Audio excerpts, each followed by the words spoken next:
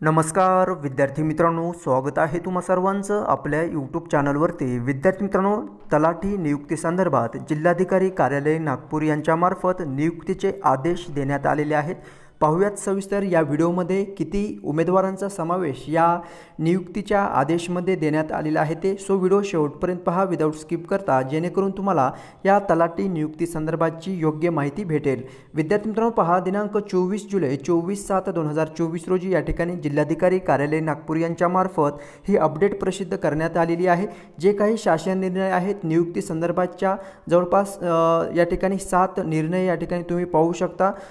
निवड समिती असो किंवा जे काही प्रभारी राज्य परीक्षा समन्वयक तथा अपर जमाबंदी आयुक्त यांचे निर्णय असो, तसंच शासन महसूल वन विभाग यांचे पत्र तलाठी भरती संदर्भाचे, या सर्व पत्रांचं या ठिकाणी जे काही नियुक्तीचे आदेश आहेत यांना अनुसरून या ठिकाणी तुम्हाला तलाठी भरती नियुक्तीचे आदेश जे आहेत ते निर्गमित करण्यात आलेले आहेत। विद्यार्थी मित्रांनो, पहा या ठिकाणी जिल्हाधिकारी नागपूर आस्थापनेवरील रिक्त असलेल्या तलाठी पदावर खालील उमेदवारांच्या वेतन सर या ठिकाणी तुम्ही पाहू शकता। S8 नुसार तुम्हाला पे स्केल असणार आहे 25,500 ते 81,100 एवढी वेतन श्रेणी तुम्हाला या ठिकाणी या तलाठी भरती किंवा तलाठी पोस्ट संबंधित असणार आहे, किंवा तुम्हाला हा एवढा पगार जो आहे तो तलाठी पदाकरिता दिला जाणार आहे।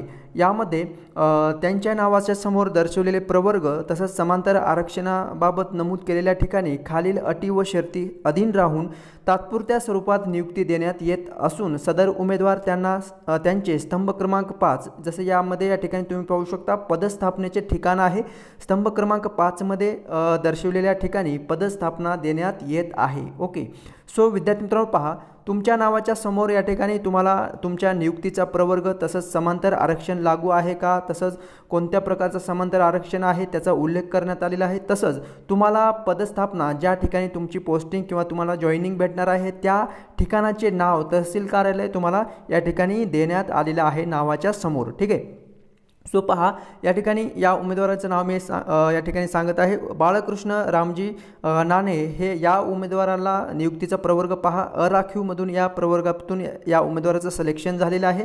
आणि समांतर आरक्षण या ठिकाणी तुम्ही पाहू शकता प्रकल्पग्रस्त हा कॅन्डिडेट आहे आणि या उमेदवाराला पदस्थापना ज्या ठिकाणी याचं सिलेक्शन किंवा ज्या ठिकाणी नियुक्ती झालेली आहे अशा ठिकाणाचं नाव या ठिकाणी तुम्ही पाहू शकता तहसील कार्यालय कुही या ठिकाणी या उमेदवाराचं जॉईनिंग या ठिकाणी पोस्टिंग जी आहे ते या ठिकाणी होणार आहे। ठीक आहे, ओके, सो नेक्स्ट पहा उमेश बाळासाहेब ढेमरे अराखीव प्रवर्गातून हा उमेदवार आहे आणि सिलेक्शन जे आहे ते सर्वसाधारण या प्रवर्गातून झालेलं आहे समांतर आरक्षण। तुम्ही पाहू शकता तुमच्या नावाच्या समोर या ठिकाणी जे जे आरक्षण लागू झालेले आहेत किंवा ज्या प्रवर्गातून तुमचं सिलेक्शन झालेलं आहे ते प्रवर्ग तुम्ही या ठिकाणी पाहू शकता। आणि तुमच्या नावाच्या पुढे तुम्हाला जे तहसील कार्यालय ते तहसील साजा भेटलेले आहेत ते तुम्ही या ठिकाणी पाहू शकता। ओके, नागपूर ग्रामीण आहे, तहसील कार्यालय भिवापूर, तहसील कार्यालय नागपूर शहर, तसंच तहसील कार्यालय मौदा, तहसील कार्यालय Hingna. So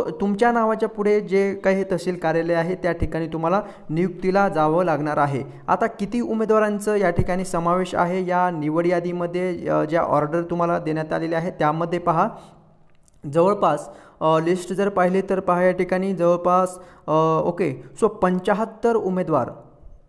okay, see here 75 उमेदवार या ठिकाणी त्यांना नियुक्तीचे आदेश जे आहेत ते देण्यात आलेले आहे। तसंच पदस्थापना ठिकाण देखील या ठिकाणी भेटलेले आहे। हेमलता शामराव शिवारकर हे फिमेल कॅन्डिडेट महिला उमेदवार आहेत, NTB मधून या आहेत आणि पदवीधर अंशकालीन आहेत। ठीक आहे, सो त्यांना तहसील कार्यालय भिवापूर हे भेटलेलं आहे। सो त्यांच्यासाठी अत्यंत या ठिकाणी अपडेट देण्यात आलेली आहे। पहा काही अटी आणि शर्ती आहेत नियुक्ती संदर्भात। उपरोक्तप्रमाणे पदस्थापना देण्यात आलेल्या तहसील कार्यालय येथील रिक्त असलेल्या साजावर पदस्थापना देण्याकरिता उपविभागीय अधिकारी यांना प्राधिकृत करण्यात येत असून त्यांनी साजावरील पदस्थापनेचे आदेश हे निर्गमित करून तसा अहवाल सादर करावायचा आहे। ठीक आहे, सो काही अटी आणि शर्ती आहेत, त्या अटी आणि शर्ती काय असणार आहेत ते आपण थोडक्यात पाहूयात। आता ज्या काही ऑर्डर आले तुम्हाला नियुक्तीच्या त्या किती दिवसापर्यंत तुम्हाला त्या ठिकाणी नियुक्तीचे जे काही जॉईनिंग आहे ते किती दिवसापर्यंत तुम्ही जाऊन घेऊ शकता ते या ठिकाणी देण्यात आलेलं आहे। ठीक आहे, सो जे काही निर्णय आहे, शासन निर्णय, त्यांच्या अधीन राहून सर्व काही या ठिकाणी ही अपडेट जी आहे ते देण्यात आलेली आहे. ओके.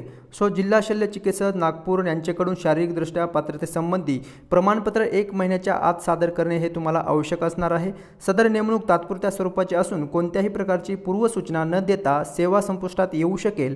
पदासाठीचे अर्हतेबाबत कुठलाही वाद उपस्थित झाल्यास या संदर्भाची नियुक्ती प्राधिकारी यांचा निर्णय हे बंधनकारक राहणार आहे. विद्यार्थ्यांनो पहा, आदेश प्राप्त होताच 7 दिवसाचे आत रुजू व्हावे लागेल, अन्यथा आपणास नोकरीची गरज नाही असे गृहीत धरून निवड यादीतून गुणानुक्रमे पुढील उमेदवारास नियुक्ती देण्यास येईल असं या ठिकाणी सांगण्यात आलेलं आहे. विद्यार्थी मित्रांनो, 7 दिवसाचा कालावधी तुम्हाला देण्यात आलेला आहे. म्हणजे आजपासून 7 दिवसाच्या आतमध्ये तुम्हाला या ठिकाणी जॉईनिंग करून घ्यायचं आहे. जर तुम्ही त्या ठिकाणी रुजू नाही झाला तर त्या ठिकाणी तुमच्या ऐवजी इतर जे काही वेटिंगवरती आहेत उमेदवार त्यांना संधी जी आहे त्या ठिकाणी देण्यात येणार आहे. ठीक आहे. नंतर आहे, शासनाने वेळोवेळी निर्गमित केलेल्या सेवाशर्ती बंधनकारक राहणार आहेत. त्या नियुक्तीनंतर सेवा सोडून जायचं असल्यास 1 महिना अगोदर तुम्हाला त्या ठिकाणी लेखी पूर्वसूचना द्यावी लागेल. ठीक आहे. किंवा 1 महिन्याच्या वेतना एवढी रक्कम खजिना दाखल करावी लागणार आहे. ओके. सो उच्च शिक्षणाकरिता परवानगीशिवाय प्रवेश घेता येणार नाही, तसंच परीक्षा देता येणार नाही. विभागीय दुय्यम सेवा परीक्षा 4 वर्षात 3 संधीत उत्तीर्ण करणे या ठिकाणी आवश्यक राहणार आहे. हे कधी तर ज्यावेळेस तुम्ही जॉईन झाल्यानंतर या काही महत्त्वाच्या सूचना आहेत त्या रीड करायच्या आहे.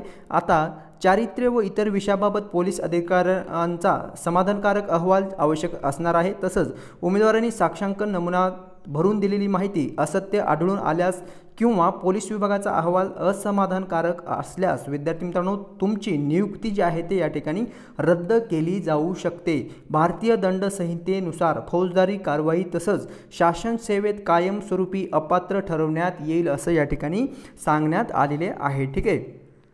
ही अपडेट आलेली आहे जिल्हाधिकारी कार्यालय नागपूर यांच्यामार्फत. ओके. सो ह्या काही महत्त्वाच्या ज्या काही शर्ती आणि अटी आहेत त्या तुम्ही रीड करायच्या आहे. त्याची लिंक तुम्हाला डिस्क्रिप्शनमध्ये प्रोव्हाइड केली जाईल. त्या लिंकवरती क्लिक करून ही PDF तुम्ही डाउनलोड करून घ्या, जेणेकरून तुम्हाला या नियुक्ती संदर्भात योग्य माहिती जी आहे ते भेटेल. ठीक आहे. सो विद्यार्थी मित्रांनो, अशाच अपडेट जे आहेत ते वेळोवेळी तुम्ही काय करायचं आहे, ज्या जिल्ह्यासाठी अप्लाय केलं असेल त्या जिल्ह्याची वेबसाईट चेक करायचं आहे जिल्हाधिकारी कार्यालयाची.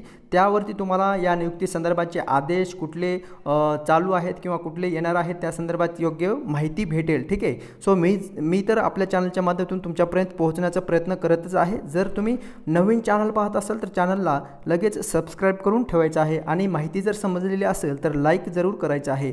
भेटूयात नेक्स्ट अपडेट घेऊन पुढील व्हिडिओमध्ये. धन्यवाद.